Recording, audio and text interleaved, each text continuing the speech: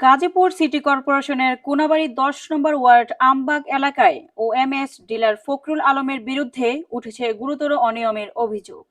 এলাকাবাসীর দাবি, সরকার নির্ধারিত মূল্যের চেয়ে অতিরিক্ত টাকা আদায় করছেন ও বস্তাসহ বিক্রি করে দেন তিনি। সরকারি নিয়ম অনুযায়ী প্রতিজন ভোক্তা ৫ কেজি চাল ও ৫ কেজি আটা মোট ১০ কেজি পণ্য ক্রয় করতে পারেন ২৭০ টাকায়।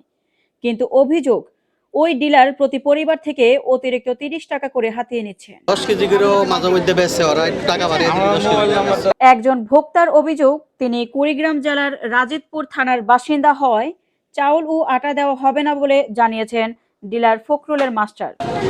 এটা কুড়িগ্রাম জেলা, এটা ওবো না, পাবো না। কি জন্য পরে আর আটা দেই নাই। কিন্তু সরকারের নিয়ম অনুযায়ী যে কোনো জেলার নাগরিক ওএমএস এর পণ্য ক্রয় করতে পারেন। এখানেই থেমে নেয় অনিয়ম। পরিচিত মুখ ও নিজস্ব লোকজনকে একসঙ্গে ১০ কেজি আটা ও ১০ কেজি চাল চড়া দামে বিক্রি করেন।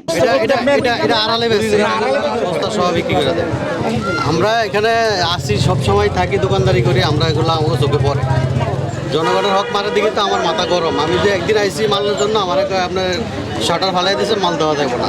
এলাকাবাসীর অভিযোগ, ওএমএস এর পণ্য যেখানে দরিদ্র মানুষের জন্য বরাদ্দ, সেখানে ডিলার ফখরুল আলম তা ব্যক্তি স্বার্থে ব্যবহার করছে।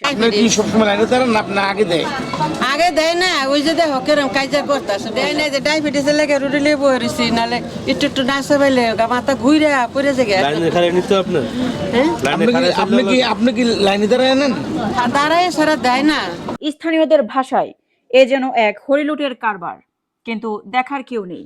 এই বিষয়ে কথা বলতে ডিলারের সঙ্গে যোগাযোগ করা হলে তিনি কোনো মন্তব্য করতে রাজি হননি। অন্যদিকে ভোক্তারা দ্রুত তদন্ত ও কঠোর নজরদারির দাবি জানিয়েছেন সংশ্লিষ্ট কর্তৃপক্ষের প্রতি।